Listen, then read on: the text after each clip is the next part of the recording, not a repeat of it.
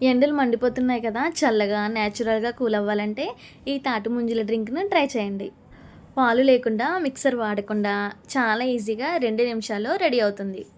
ఈ తాటి ముంజల్లో నీటి శాతం ఎక్కువగా ఉండడం వల్ల డీహైడ్రేషన్‌కే కాకుండా బాడీ హీట్ తగ్గించడంలో కూడా ఉపయోగపడుతుంది.